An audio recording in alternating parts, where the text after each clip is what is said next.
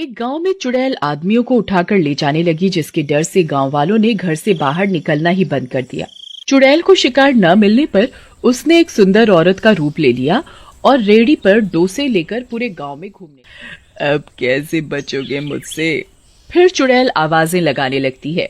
डोसा ले लो डोसा, डोसे वाली, डोसा ले लो डोसा। अरे ये हमारे गांव में डोसा बेचने वाली आने लगी क्या? है जी, इससे पहले तो कभी इस गांव में नहीं देखा इसे। चुड़ैल ने नहीं पकड़ा क्या इसे? अरे वो औरत है, और चुड़ैल तो सिर्फ आदमियों को ही, अंदर औरत को तो चुड़ैल बिल्कुल नहीं पकड़ने वाली। क्या क्या कहा? सुंदर? आज तक तुमने मेरी तो इतनी तारीफ नहीं की। अरे मैं तो ऐसे ही कह रहा था। रीमा, तुम गुस्सा क्यों होती हो? चलो आज तुम्हें डोसा खिलाता हूँ, आओ चलो। मुझे नहीं खाना, तुम ही जाओ, मैं घर पर ही ठीक हूँ। ओहो ठीक है, मैं जाता हूँ। अरे डोसे वाली, जरा डोसा तो खिलाओ। लेकिन एक बात बताओ, तुम्हें पहले तो कभी नहीं देखा इस गांव में। तुम क्या नई हो? हाँ, मैं नई हूँ इस गांव में। पहले डोसे बहुत चलते थे। हम कल ही आए हैं इस गांव में। आप खाकर देखो, बहुत ही अच्छे हैं। ठीक है, खिलाओ तो जरा।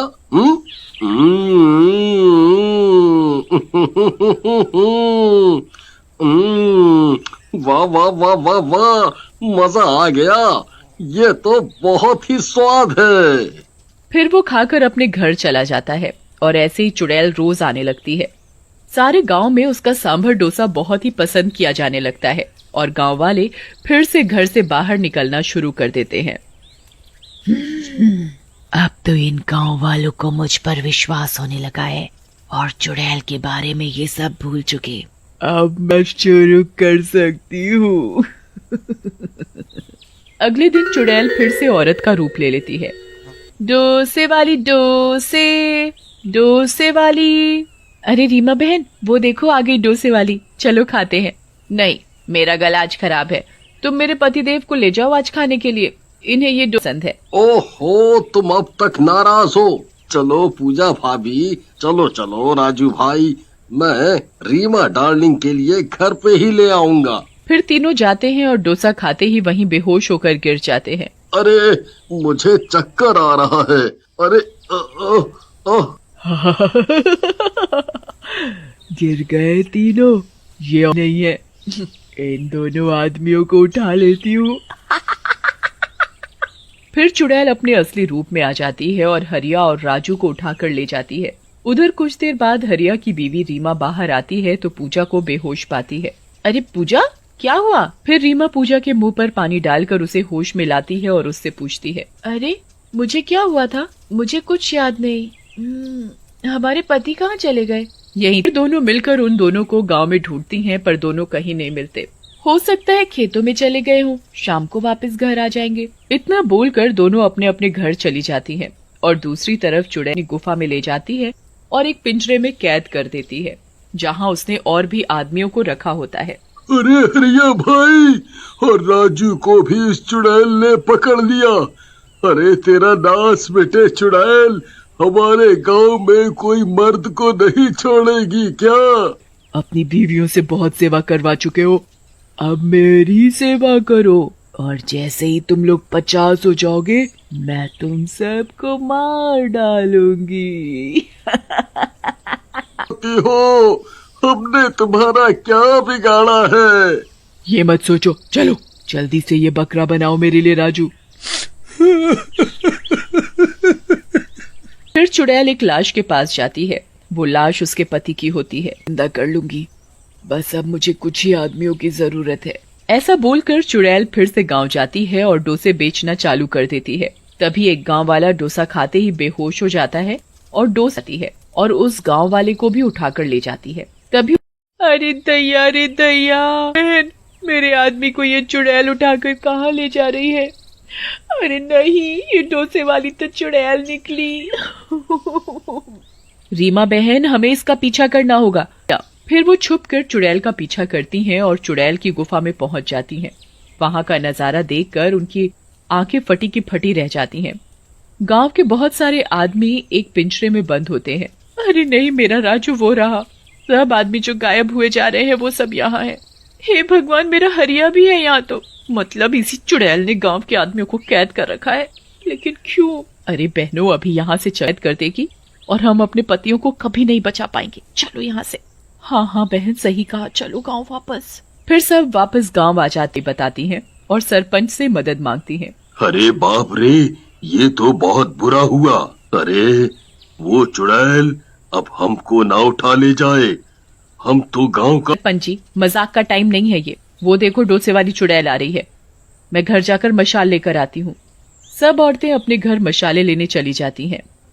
अरे सरपंच जी, आज आपको डोसा खाना है? नहीं नहीं, हमको नहीं खाना डोसा तुम्हारा। तुम जाओ। आज तक कोई शिकार नहीं मिला। अरे सरपंच जी, वो कहाँ गई?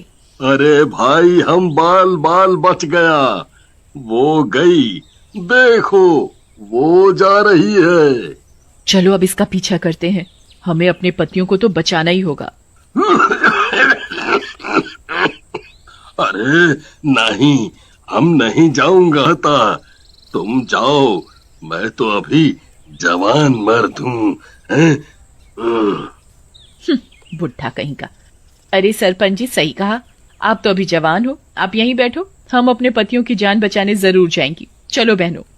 फिर सभी गांव वालों की पत्नियां मशाले लेकर चुड़ैल के पीछे जाती हैं।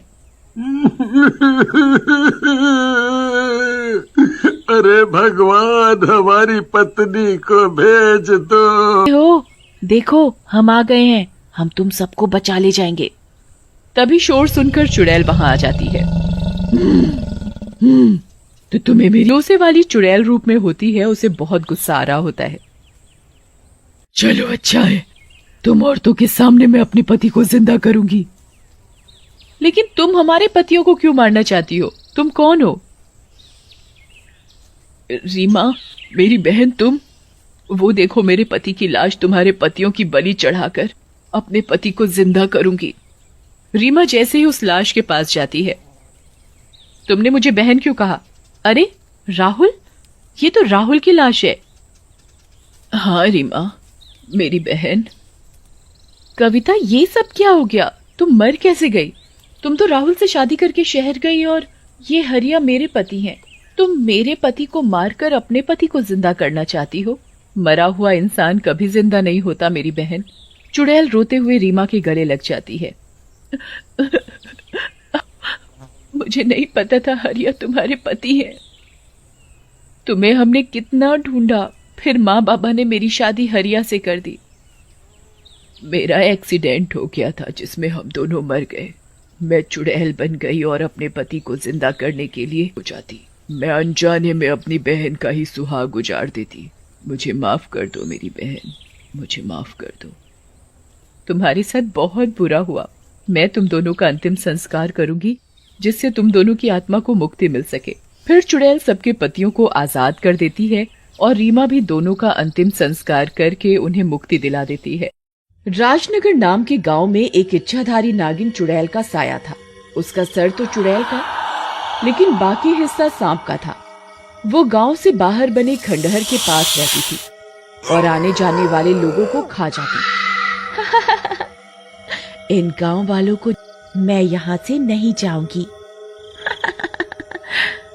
मेरी बेटी को पैदा होते ही मार दिया। इनकी वजह से ही मैं आज इस हालत में हूँ। दूसरी ओर गांव में बंटी और मोना के घर दो जुड़वा बच्चे हो जाते हैं, जिनमें से एक लड़का और एक लड़की होते हैं। हे भगवान, ये तेरी कैसी लीला है। इतनी गरीबी में भी मुझे दो जुड़वा बच्चे दे दिए।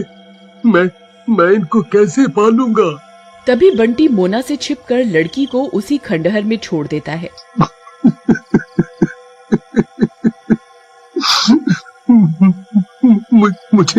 मुझे माफ करना मेरी बेटी, मैं तुझे पालने में असमर्थ हूँ।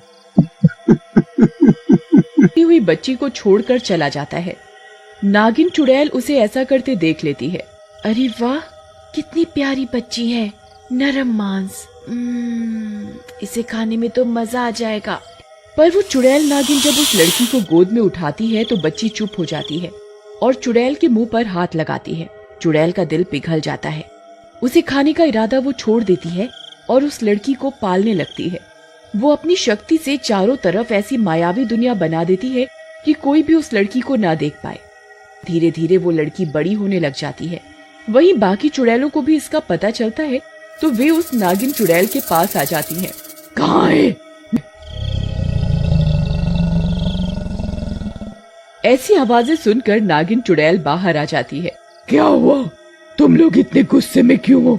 क्या हुआ? ये तो क्या कर रही है नागिन? तू हमारी बिरादरी का नाम क्यों खराब करने पर तुली है? एक इंसान के बच्चे को क्यों पाल रही है? तभी वो लड़की जिसका नाम नागिन चुड़ैल ने रूपा रखा होता है, माँ ये कौन आंटी है जो तुम्हें इतने गुस्से से बोल रही है? देखो आंटी, आप मेरी माँ को ऐसे बुरा भला मत बोलो, ये मेरी माँ है। नागिन बहुत समझदार है, लेकिन तूने इसे अपने बारे में कुछ बताया कभी? चुड़ैल की ऐसी बातें सुनकर नागिन चुड़ैल काफी डर जाती है। जब टाइम आएगा तो मैं बता दूंगी। चलो अब तुम सब फुटो यहाँ से। ऐसा कहकर नागिन चुड़ैल उन सभी चुड़ैलों को वहाँ से भगा देती है। लेकिन रूपा को ये सारी बातें कुछ अजीब लगती हैं और वो नागिन चुड़ैल से पूछने लग जाती है, माँ ये जो तुमने मुझसे छिपा रखी है, बोलो। कुछ नहीं रूपा बेटी। भला भला मैं तुझसे क्यों कुछ छुपाऊंगी, बोलो। नहीं माँ, कुछ ना कुछ तो जरूर है जो तुम मुझसे छुपा रही हो, और मैं एक दिन पता लगा कर रहूंगी। ऐसा कहकर रूपा वहाँ से चली जाती है। कुछ दिनों बाद एक रात नागिन चुड़ैल खंडहर के बाहर एक आदमी को खा रही होती है। उसके खाने की आवाज से रूपा की आंख खुल जाती है और वो बाहर आ जाती है। अरे माँ, ये तुम क्या कर रही हो? ये तुम किसे खा रही हो? ये कौन है जिसे तुम खा रही हो? तू यहाँ क्यों आई रूपा? मैंने कहा था ना, लेकिन फिर भी तू आ गई। माँ मैं शोर सुनकर बाहर आ गई, लेकिन तुम ये क्या कर रही हो? ये क्या है? तुम मांस खा रही हो? ये गलत बात है। आती, अब तू इतनी बड़ी हो गई है कि मुझे समझाएगी कि क्या गलत है क्या सही। सही कहती थी वो मेरी चुड़ैल सहेलियां। तुम इंसान हो ही ऐसे, और फिर तू भी तो इंसान की ही औलाद है ना? इंसानों की औलाद मतलब माँ? क्या मैं तुम्हारी बेटी नहीं हूँ? बोलो ना माँ, बोलो। लेकिन नागिन चुड़ैल को तब तक अपनी गलती का एहसास हो जाता है। तू मेरी ही बेटी है रूपा। मैंने तुझे जन्म नहीं दिया तो क्या हुआ, पाला तो है। तू मेरी ही बेटी है। अगर तुमने मुझे जन्म नहीं दिया तो मैं कौन हूँ? कौन है मेरे माँ? चुड़ैल रूपा को पूरी बात बताती है। नागिन चुड़ैल की बात सुनकर रूपा उसके पैरों में गिर जाती है। माँ, मैं सचमुच बहुत खुश नसीब हूँ जो तुम मेरी माँ हो। मुझे मेरे असली माँ बाबा ने छोड़ दिया, लेकिन तुमने मुझे पाला। ऐसा कहकर रूपा नागिन चुड़ैल के गले मिलकर रोने लग जाती। दूसरी तरफ गांव में रोज रोज जैसे गांव वाले परेशान हो जाते हैं और उस खंडहर में से नागिन चुड़ैल को भगाने का सोचते हैं। भैया, ये खंडहरवा से रोज अजीब अजीब सी आवाज आने लगी है और उसके आसपास बहुत बदबू आवत है। लगत है वो खंडहरवा मारे दिए जा रही है और धीरे धीरे और ताकतवर हुए जा रही है। हाँ सरपंच जी, हमको भी यही लागत है। देखो ना, पहले तो कभी महीना 2 महीना में कौनो जानवर गायब हुई जात रहा। अब तो रहे हो भाई, लेकिन हम क्या कर सकते हैं? हम उस चुड़ैल का मुकाबला कैसे करेंगे? जैसे जहर जहर को काटता है, वैसे ही चुड़ैल चुड़ैल को मारेगी। हमारा दोस्त एक बहुत बड़ा तांत्रिक है, वो कहत रहा वो कई चुड़ैल पकड़े है। हम उससे बात करेंगे। ए बंटी, एक काम करो, कल तुम उसको बुला लाना, हम तुमको उसका पता दे देंगे। अगले दिन बंटी तांत्रिक को गांव में लाता है और सरपंच तांत्रिक को सारी बात बताता है। ये तो मेरे बाएं हाथ का खेल है। मैं अभी अपनी सेवक चुड़ैल को बुलाता हूँ, वो उस दुष्ट चुड़ैल को पकड़कर यहाँ लाएगी। ऐसा कहकर तांत्रिक मंत्र पढ़ने लगता है। मंत्रों के खत्म होते ही वहाँ पर एक चुड़ैल प्रकट हो जाती है। बोलो मेरे मालिक, क्या हुक्म है? चुड़ैल, जाओ और उस दुष्ट चुड़ैल को बालों से पकड़ कर ले आओ। जिसने मेरे दोस्त और इन गांव वालों को परेशान कर रखा है। तांत्रिक के कहे अनुसार चुड़ैल वहाँ से खंडहर में जाती है और नागिन चुड़ैल को पकड़ कर ले आती है। उनके पीछे पीछे रूपा भी आने लगती है। ये लो मालिक, पकड़ लाई इस दुष्ट नागिन चुड़ैल को, बोलो अब क्या करना है। करना क्या है, गायब कर से, ताकि ये किसी को परेशान न कर पाए। लेकिन तब तक रूपा भी वहाँ पहुँच जाती है। रूपा को देख सब हैरान हो जाते हैं। नहीं नहीं, मत मारो मेरी माँ को, छोड़ दो। अरे ये क्या माजरा है, चुड़ैल के भी बच्चे होने लगे। अरे भाई, कोई जरा इसके बाप का नाम भी बता दे मुझे। तांत्रिक की बात सुनकर नागिन चुड़ैल को गुस्सा आ जाता है। तुम इंसानों में कोई इंसानियत नहीं है, शायद इसीलिए मैंने कभी अपनी बेटी को तुम लोगों के सामने नहीं आने को जैसी बन जाती। और रही बात इसके बाप की, तो ये नास मिटा बंटी है इसका बाप। ये बात सुनकर गांव वाले हैरान हो जाते हैं। कहा बड़ी पनत हो, लेकिन चुड़ैलों पर भी नजर रखा थो। अरे क्या सरपंच जी, कुछ भी। ये चुड़ैल, तुम इस बात पर मजे ले रहे हो। हे चुड़ैल, चुप कर और सच बोल। आज तो बहुत डर लग रहा है तुझे। मुझे सच बोलने को कह रहा है, लेकिन वो रात भूल गया जब तूने इस बच्ची को खंडहर में छोड़ दिया था मरने के लिए। तब मैंने पाला था इस बच्ची को। तब तक मोना भी वहाँ आ जाती है और नागिन चुड़ैल की सारी बात सुन लेती है। अच्छा, मुझे 2 बच्चे हुए थे। तुमने बहुत गलत किया बंटी, तुमने एक माँ से उसकी बच्ची छीन ली। मैं कभी माफ नहीं करूंगी तुम्हें, कभी माफ नहीं करूंगी। रूपा, मेरी बेटी मेरे पास आ, मैं तेरी माँ हूँ। लेकिन रूपा उसकी तरफ नहीं देखती और नागिन चुड़ैल के पास जाकर चिपक जाती है। उनका ऐसा प्यार देखकर दूसरी चुड़ात कर देती है और गायब हो जाती है। मोना को रोता देख नागिन चुड़ैल रूपा को अपने पास से अलग करती है और रूपा को समझाती है, बेटी ये ही तेरी असली माँ है। मैं अपने स्वार्थ में बह गई थी, मुझे पहले ही तुझे इनके हवाले कर देना चाहिए था, लेकिन शायद कारण मैं ऐसा नहीं कर पाई। मेरी बच्ची तो इंसान है और मैं चुड़ैल। तेरा जीवन इंसानों के साथ रहने के लिए बना है, इसलिए तू अपनी असली माँ के पास जा। लेकिन माँ, तुम भी मेरी माँ हो, मैं तुम्हें नहीं छोड़ सकती। तुम जाओ, और आज से मैं भी आजाद हो गई, और तू जब भी बुलाएगी ना, मैं तेरे पास आ जाऊंगी। ऐसा कहकर नागिन चुड़ैल आसमान में गायब हो जाती है।